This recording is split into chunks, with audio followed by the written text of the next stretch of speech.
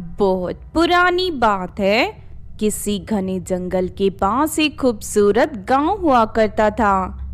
लेकिन उन दिनों पूरे गांव में भूतिया ट्रेन की दहशत फैली हुई थी।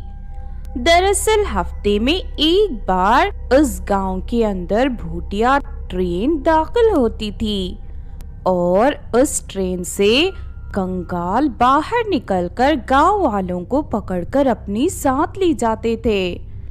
इस वजह से सभी गांव वाले भूतिया ट्रेन के डर से दहशत में जी रहे थे। उसी गांव में सोनिया और नीलम नाम की दो बहनें रहती थी। दीदी, आज संडे का दिन है। किसी भी वक्त वो भूतिया ट्रेन हमारे गांव में आ सकती है। मैं तो कहती हूँ इस तरह रोज रोज डर के साए में जीने से अच्छा कि हम हमेशा के लिए इस गांव को छोड़ दें। दोनों बहनें बात कर ही रही थी कि तभी अचानक उनके दरवाजे पर भूतिया ट्रेन आकर रुक जाती है। ये देख दोनों बहनें घबराकर खिड़की के रास्ते भागने की कोशिश करने लगती हैं। लेकिन तभी ट्रेन से दो कंकाल बाहर उतरकर उन दोनों बहनों को पकड़ लेते हैं। छोड़ दो, हमें छोड़ो। अरे कोई बचाओ, ये कंकाल हमें पकड़कर अपने साथ ले जा रहे हैं। कोई तो हमारी मदद करो। लेकिन कंकालों के डर से कोई भी गांव वाला अपने घर से बाहर नहीं निकलता। उसके बाद वो दोनों कंकाल सोनिया और नीलम को रस्सियों से बांधकर उन्हें ट्रेन के अंदर बैठा देते हैं। फिर थोड़ी देर के बाद ट्रेन घने जंगल के बीचों बीच पहुंच जाती है। लेकिन वहां का नजारा देख नीलम और सोनिया पूरी तरह हैरान रह जाते हैं। दरअसल वहां पर एक बहुत गहरा गड्ढा था जहां बहुत सारे इंसान खुदाई का काम कर रहे थे। तभी वो दोनों कंकाल अपने शरीर से कंकाल की खाल निकाल देते हैं और खाल के पीछे दो दुष्ट औरतें थी जिनके नाम नैना और सुनैना थे। क्या हुआ? तुम दोनों हमें इस तरह आंखें फाड़ फाड़ कर क्यों देख रही हो? हम इसी तरह इंसान को भूतिया ट्रेन के डर दिखाकर यहाँ पकड़ कर लाते हैं और उसके बाद उन्हें यहाँ सोने की खान में खुदाई करवाते हैं। चलो तुम दोनों भी दूसरे लोगों की तरह खुदाई करना शुरू कर दो। और हाँ, यहाँ चारों तरफ बिजली के तार फैले हैं। हमारी इजाजत के बिना यहाँ से कोई भी बाहर नहीं जा सकता। उसके बाद दोनों बहनें मजबूर होकर खुदाई का काम शुरू कर देते हैं। दूसरी तरफ उस खदान के अंदर अनीता नाम की गर्भवती औरत भी थी। गर्भवती होने के कारण उससे काम नहीं किया जाता और वो थोड़ी ही देर में थक कर बैठ जाती है। बस बहुत हो गया। अब ये खुदाई का काम करना मेरे बस की बात नहीं है।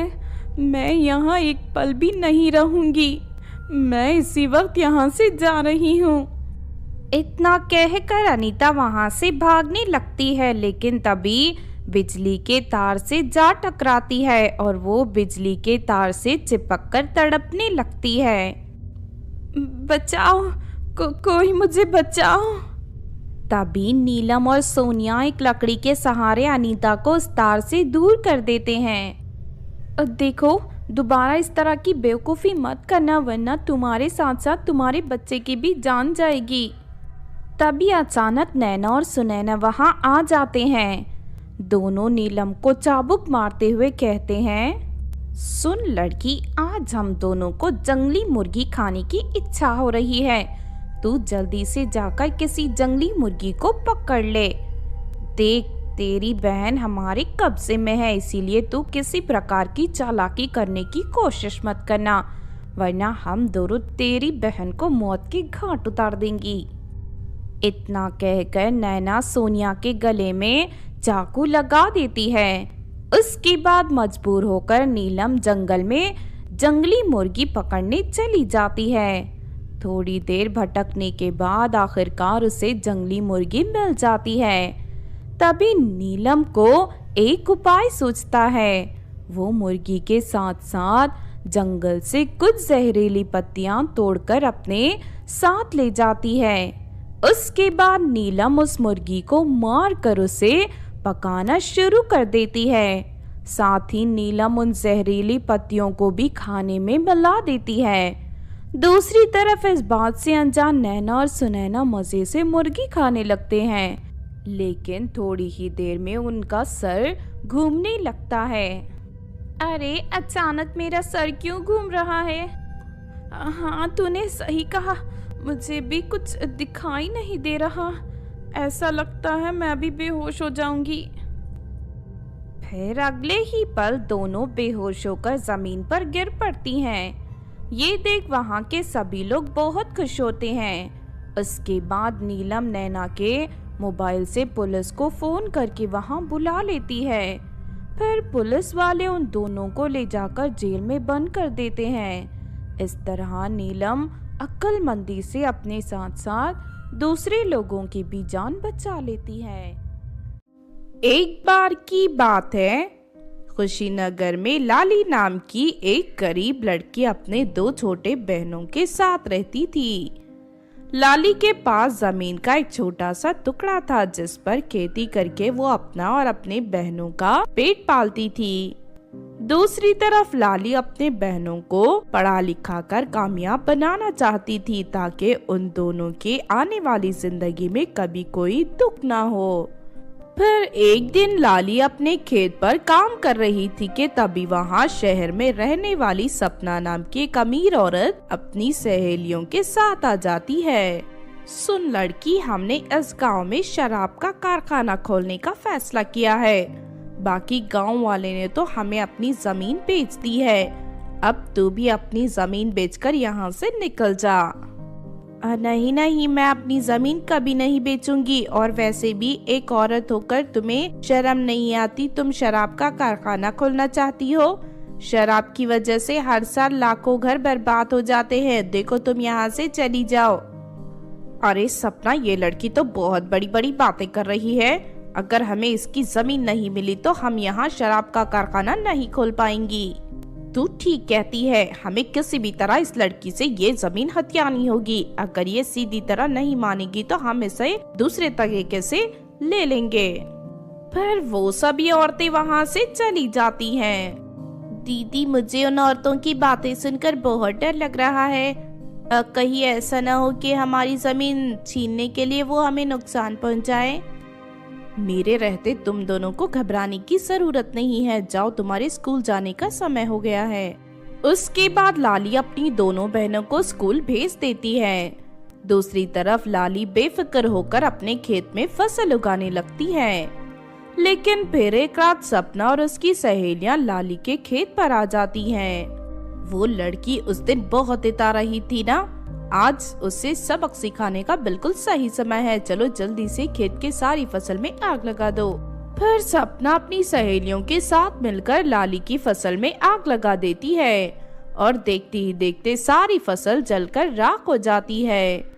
अगले दिन अपने खेत की हालत देख लाली को बहुत दुख होता है और वो फूट फूट कर रोने लगती है। अरे ये सब क्या हो गया अचानक? मेरे खेतों में आग कैसे लग गई? हे भगवान, इतनी मेहनत से मैंने ये फसल तैयार की थी, अब मैं क्या करूंगी? पैसे ना होने की वजह से मेरी बहनों की पढ़ाई रुक जाएगी। तभी वहाँ सपना और उसकी सहेलियां आ जाती हैं। क्यों लड़की, तेरी फसल तो पूरी तरह जलकर राख हो गई है, अब तो क्या करेगी? तेरे घर का गुजारा कैसे चलेगा? अच्छा, अब मैं समझी, तुम्ही ने मेरी फसल में आग लगाई है। मैं तुम्हें नहीं छोड़ूंगी। इतना कहकर लाली डंडा उठाकर सपना को मारने लगती है। सपना घायल होकर जमीन पर गिर जाती है, लेकिन तभी सपना की सहेली लाली को पकड़ लेती है। तू तो कौड़ी की लड़की, तेरी इतनी हिम्मत कि तूने मुझ पर हाथ उठाया।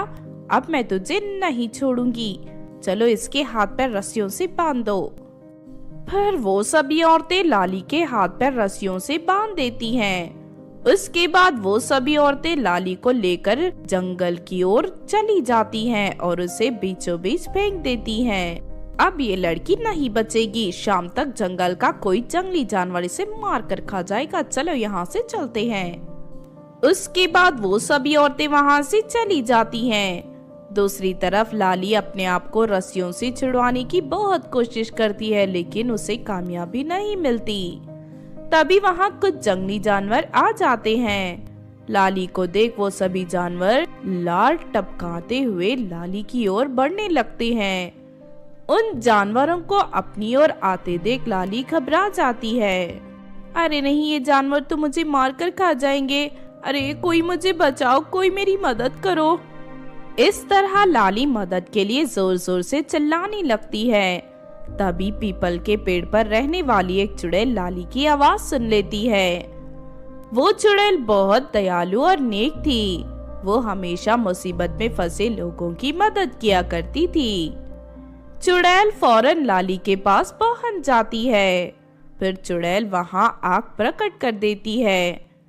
आग को देख सभी जानवर घबराकर वहां से भाग निकलते हैं। उसके बाद चुड़ैल लाली की रस्सियां खोल देती है।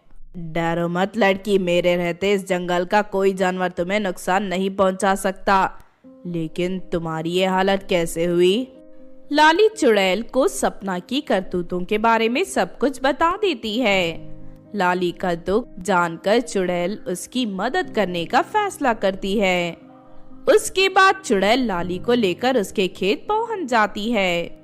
फिर चुड़ैल अपने बालों को तोड़कर लाली के खेतों में फेंकने लगती है। उसके बाद चुड़ैल वहां ढेर सारा पानी डाल देती है और अगले ही पल लाली के खेत में पैसों की खेती तैयार हो जाती है। ये नजारा देख लाली बहुत खुश होती है, लेकिन तभी वहां सपना अपनी सहेलियों के साथ आ जाती है। अच्छा, तो तुम सभी वही औरतें हो जिन्होंने इस बेचारी लड़की पर अत्याचार किया है। तुम सभी यहाँ शराब का कारखाना लगाना चाहती हो ना? ठहर जाओ, अभी मैं तुम्हारी इच्छा पूरी करती हूँ। उसके बाद चुड़ैल सपना और उसकी सहेलियों को रस्सियों से बांधकर हवा में उड़ाती हुई दूर एक टापू पर ले जाती है। उस टापू पर शराब से भरा एक कुआं मौजूद था। चुड़ैल उन सभी औरतों को कुएं में डुबा देती है। देखते ही देखते वो सभी औरतें तड़पने लगती हैं और चुड़ैल से उन्हें छोड़ने की विनती करने लगती हैं। लेकिन चुड़ैल उनकी एक नहीं सुनती और वहां से गायब हो जाती है। इस तरह उस दुष्ट औरत को उनके किए की सजा मिल जाती है। दूसरी तरफ पैसों की खेती से लाली बहुत अमीर बन जाती है और हंसी खुशी अपने बहनों के साथ रहने लगती है। एक दिन कंचन अपनी सहेलियों के साथ बगीचे में खेल रही थी कि तभी अचानक वहां एक चुड़ैल आ जाती है। चुड़ैल उन सभी लड़कियों को पकड़कर अपने साथ ले जाने लगती है। बचाओ, ये चुड़ैल हमें पकड़कर अपने साथ ले जा रही है, कोई हमारी मदद करो। इस तरह वो सभी लड़कियां जोर जोर से चिल्लाने लगती हैं। तभी वहां सपना परी प्रकट हो जाती है। सुन चुड़ैल, अगर तू अपनी जान बचाना चाहती है तो इसी वक्त इन लड़कियों को छोड़ दे, वरना मुझसे बुरा कोई नहीं होगा। तू एक नाजुक परी है, तू मेरा क्या बिगाड़ लेगी? अगर तू अपनी खैर चाहती है तो यहाँ से निकल जा, वरना इन लड़कियों के साथ साथ मैं तुझे भी पकड़ कर ले जाऊंगी। किसी ने सच ही कहा है, लातों के भूत बातों से नहीं मानते। अब तेरी अक्ल ठिकाने लगाने के लिए मुझे दूसरा रास्ता अपनाना पड़ेगा। इतना कहकर सपना परी अपनी जादुई छड़ी की शक्ति से एक जादुई ट्रिमर प्रकट कर देती है। फिर वो ट्रिमर हवा में उड़ता हुआ चुड़ैल के सर पर जा बैठता है और देखते ही देखते चुड़ैल के सर के सारे बाल काटकर उसे पूरी तरह गंजी बना देता है। चुड़ैल की ये हालत देख वहां मौजूद सभी लड़कियां जोर जोर से हंसने लगती हैं। अरे जरा देखो, गंजी होकर ये चुड़ैल किसी बंदरिया की तरह दिख रही है। हाँ, तूने सही कहा। ए चुड़ैल, चल भाग यहाँ से, वरना परी तुझे सचमुच बंदरिया बनाकर जंगल में छोड़ देगी। इस लड़की ने बिल्कुल सही कहा, तू इसी वक्त यहाँ से भाग जा, वरना मैं सचमुच तुझे बंदरिया बनाकर किसी मदारी को सौंप दूंगी। ठीक है, इस वक्त तो मैं यहाँ से जा रही हूँ, लेकिन बहुत जल्द अपना हिसाब चुकाने आऊंगी। इतना कहकर चुड़ैल वहाँ से भाग जाती है। उसके बाद वो सभी लड़कियाँ सपना का शुक्रिया अदा कर अपने अपने घर चली जाती हैं। दूसरी तरफ चुड़ैल अपना बदला लेने की आग में जलने लगती है। फिर एक दिन चुड़ैल एक बड़े तांत्रिक के पास जाती है और वो तांत्रिक चुड़ैलों की मदद करने वाला एक बुरा तांत्रिक था। फिर वो तांत्रिक चुड़ैल को एक गहरे कुएं के पास ले जाता है। तुझे 100 मुर्गियों को इस कुएं के अंदर डालना होगा। उसके बाद इस जादुई कुएं की शक्ति से वो सभी मुर्गियां आपस में जुड़कर एक विशाल मुर्गी का रूप धारण कर लेंगी। फिर उस जादुई मुर्गी घर को लेकर तू परिदेश चली जाना और आसानी से उस परी का खात्मा कर देना। देखते ही देखते चुड़ैल कुएं के अंदर 100 मुर्गियां डाल देती हैं। उसके बाद कुएं की शक्ति से वो सारी मुर्गियां आपस में जुड़ जाती हैं। फिर अगले ही पल एक विशाल मुर्गी का घर उस कुएं से बाहर निकलता है। ये देख चुड़ैल बहुत खुश होती है और दरवाजा खोलकर उस सोने से बने घर के अंदर चली जाती है। उसके बाद चुड़ैल उस मुर्गी घर को लेकर हवा में उड़ती हुई सपना परी की तलाश में परिदेश पहुंच जाती है। तभी मुर्गी घर के अंदर रखे जादुई गोले में देखकर चुड़ैल सपना परी का पता लगा लेती है। फिर चुड़ैल बिना समय गवाए फौरन सपना परी के पास पहुंच जाती है। अचानक अपने सामने हवा में उड़ने वाला मुर्गी घर को देख सपना परी हैरान रह जाती है। लेकिन तभी दरवाजा खोलकर चुड़ैल बाहर निकल आती है। अरे ये तो वही चुड़ैल है जिसे कुछ दिनों पहले मैंने गंजी बना दिया था, लेकिन ये यहाँ कैसे आ गई? इसके पास इतना विशाल मुर्गी सोने का घर कैसे आया? मैं तुझे जान से मारने आई हूँ, तभी मेरे मन को शांति मिलेगी। चल मरने के लिए तैयार हो जा। उसके बाद चुड़ैल मुर्गी घर की गर्दन पर सवार होकर उसके कान मरोड़ने लगती है और अगले ही पल उस मुर्गी घर के मुंह से ढेर सारे आग सपना परी के ऊपर गिरने लगती है। अरे ये मुर्गी घर तो बहुत ही शक्तिशाली है, कोई बचाओ मुझे। देखते ही देखते सपना परी डर से तड़पने लगती है, लेकिन तभी वहां उसकी सहेलियां परी आ जाती हैं। वो सभी अपनी जादुई छड़ी की शक्ति से चुड़ैल को रस्सियों से बांधकर जमीन पर पटक देती है। उसके बाद वो सभी परियां चुड़ैल को एक बड़े बक्से में बंद करके उसे गहरे समंदर में फेंक देती है। फिर परियां उस मुर्गी घर को जलाकर राख कर देती हैं और खुशी से रहने लगती हैं। तो आपने देखा दोस्तों चुड़ैल के मुर्गी घर की कहानी। इस कहानी से हमें ये सीख मिलती है कि दूसरों को परेशान करने वाले लोग ज्यादा दिन नहीं बच पाते। एक ना एक दिन उन्हें अपने बुरे कर्मों की सजा जरूर मिलती है। अगर ये कहानी आपको अच्छी लगी हो तो जरूर लाइक करें और हमारे चैनल को सब्सक्राइब भी कर लें। और हाँ दोस्तों, हमें कमेंट करके जरूर बताना कि आपको कहानी कैसी लगी।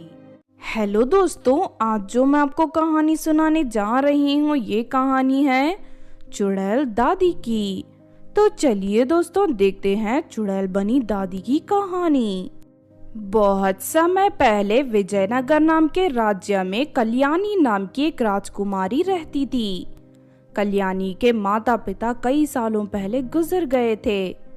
इस वजह से कल्याणी की दादी ने ही उसका पालन पोषण करके उसे बड़ा किया था। लेकिन दूसरी तरफ कल्याणी की सौतेली चाची नम्रता एक धोखेबाज और मतलबी औरत थी। वो कल्याणी को रास्ते से हटाकर खुद वहाँ की रानी बनना चाहती थी। मुझे किसी भी तरह कल्याणी को जान से मारना होगा, वरना कुछ ही दिनों में उसे यहाँ की रानी बना दिया जाएगा। फिर एक दिन महल की दासी कल्याणी का खाना लेकर जा रही कि तभी नम्रता उसे रोक लेती है। लाओ ये खाना मुझे दो, आज मैं अपनी भतीजी को अपने हाथों से खाना खिलाऊंगी। इतना कहकर नम्रता उस दासी से खाना ले लेती है। दासी के जाते ही नम्रता उस खाने में बहुत ही खतरनाक जहर मिलाकर उसे कल्याणी के कमरे में रख देती है। लेकिन उस वक्त कल्याणी को भूख नहीं लगती, इसीलिए वो बाहर टहलने चली जाती है। थोड़ी देर के बाद कल्याणी की दादी उसके कमरे में आ जाती है। तभी उसे खाने की थाली दिखाई देती है। अरे अभी तक कल्याणी ने खाना नहीं खाया, लगता है वो देर से वापस आने वाली है। खाना बेकार हो जाएगा, इससे अच्छा मैं ही इसे खा लेती हूँ। इतना कहकर कल्याणी की दादी वो जहरीला खाना खा लेती है और थोड़ी ही देर में खून की उल्टियां करते हुए उसकी मौत हो जाती है। रात को कल्याणी जब अपने कमरे में दाखिल होती है तो अपनी दादी की लाश देख उसके होश उड़ जाते हैं। अपनी दादी की मौत पर कल्याणी फूट फूट कर रोने लगती है। लेकिन तभी अचानक कल्याणी की चाची नम्रता कुछ सिपाहियों को लेकर वहां आ जाती है। उसके बाद नम्रता कल्याणी को जंजीरों में जकड़कर उसे दरबार में ले जाती है। अरे चाची, ये सब क्या है? आपने मुझे इस तरह जंजीरों में क्यों जकड़ कर रखा है? लेकिन तभी एक दरबारी नम्रता से कहता है, राजकुमारी को जंजीरों में बांधने की तुम्हारी हिम्मत कैसे हुई? कल्याणी एक बहुत बड़ी धोखेबाज है, इसने अपनी दादी को जहर देकर मार दिया है। ये सुनकर सभी दरबारी हैरत में पड़ जाते हैं। तभी कुछ सिपाही एक लड़के को पकड़कर दरबार में ले आते हैं। ये वही लड़का है जिससे कल्याणी चोरी छुपे शादी करना चाहती थी। दादी जी इसकी सख्त खिलाफ थी, इसीलिए उन्हें रास्ते से हटाने के लिए कल्याणी ने उन्हें जहर देकर मार दिया। चल लड़के, सारी बात कबूल कर, वरना मैं तलवार से तेरा सर कटवा दूंगी। नम्रता ने पहले ही उस लड़के को ढेर सारे पैसे देकर उसे झूठी गवाही देने के लिए तैयार कर लिया था। इसीलिए वो नौजवान कल्याणी पर झूठा आरोप लगाने लगता है। हाँ, ये बात सच है कि मैं और कल्याणी एक दूसरे से प्रेम करते हैं और शादी करना चाहते हैं, लेकिन कल्याणी की दादी हमारी शादी के खिलाफ थी, इसीलिए कल्याणी ने अपनी दादी को जान से मार दिया। नहीं नहीं, मैंने अपनी दादी को नहीं मारा। ये लड़का सरासर झूठ बोल रहा है, आप लोग मेरा यकीन कीजिए। लेकिन उस लड़के की बात सुनते ही सारे दरबारी कल्याणी के खिलाफ हो जाते हैं। इस धोखेबाज और मतलबी लड़की को महल में रखना ठीक नहीं है, इसे इसी वक्त धक्के देकर महल से बाहर कर दो। नम्रता के खरीदे हुए सिपाही फौरन कल्याणी को पकड़कर महल से बाहर निकाल देते हैं। उसके बाद नम्रता वहां की रानी बन जाती है। दूसरी तरफ बेचारी कल्याणी भटकते हुए पास के गांव में पहुंच जाती है। कल्याणी को देख उस गांव के सभी लोग उसका आदर सम्मान करने लगते हैं। अरे राजकुमारी जी, महल छोड़कर आप इस तरह गांव में क्यों भटक रही हो? कल्याणी अपने साथ हुए सारी घटना गांव वालों को बता देती है। कल्याणी की बात सुनकर गांव वाले समझ जाते हैं कि नम्रता ने धोखे से उसे फंसाया है। इसीलिए सभी गांव वाले कल्याणी को इंसाफ दिलाने के लिए एकजुट होकर महल पर हमला करने का फैसला कर लेते हैं। लेकिन दूसरी तरफ नम्रता एक गुप्तचर उसे इस बात की सूचना दे देते हैं। नम्रता उसी वक्त अपने ढेर सारे सिपाहियों को लेकर गांव में पहुंच जाती है। चलो सिपाहियों, इस कल्याणी के साथ साथ इन गांव वालों को भी जान से मार दो। वहां इतने सारे सिपाहियों को देख सभी गांव वाले घबरा जाते हैं। अरे, हमने तो कोई तैयारी नहीं की, अचानक सैनिक कहां से आ गए? हम इनका मुकाबला कैसे करेंगे? लेकिन तभी अचानक वहां कल्याणी की दादी आ जाती है, जो अब चुड़ैल बन चुकी थी। चिंता मत कर बेटी, मैं इन दुष्टों को सबक सिखाने आ गई हूँ। अरे नहीं, ये क्या हो गया? ये बुढ़िया मरने के बाद चुड़ैल बन गई। तभी कल्याणी की दादी अपनी शक्ति से एक जलती हुई तलवार प्रकट कर देती है। ये देख सभी सैनिक घबराकर वहां से भाग जाते हैं। उसके बाद चुड़ैल दादी नम्रता को पकड़ लेती है। नहीं नहीं, कुछ मत करना, मुझे छोड़ दो, मैं हमेशा के लिए ये राज्य छोड़कर चली जाऊंगी। लेकिन कल्याणी की दादी उसकी एक नहीं सुनती और अपने नुकीले दांतों से उसके शरीर को काटना शुरू कर देती है। देखते ही देखते नम्रता का पूरा शरीर टुकड़े टुकड़े हो जाता है। फिर सभी गांव वाले नम्रता के शरीर के टुकड़े उठाकर आग में डाल देते हैं। इस तरह उस धोखेबाज औरत का अंत हो जाता है। उसके बाद कल्याणी को रानी बनाकर गद्दी पर बैठा दिया जाता है। अपनी पोती को उसका हक दिलाकर चुड़ैल दादी वहां से गायब हो जाती है। तो आपने देखा दोस्तों चुड़ैल दादी की कहानी। इस कहानी से हमें ये सीख मिलती है कि हमें हमेशा लालची और धोखेबाज लोगों से सावधान रहना चाहिए, क्योंकि ऐसे लोग अपने फायदे के लिए किसी भी हद तक जा सकते हैं। अगर ये कहानी आपको अच्छी लगी हो तो ज़रूर लाइक करें और हमारे चैनल छोटू टीवी को सब्सक्राइब भी कर लें। और हाँ दोस्तों, हमें कमेंट करके ज़रूर बताना कि आपको कहानी कैसी लगी।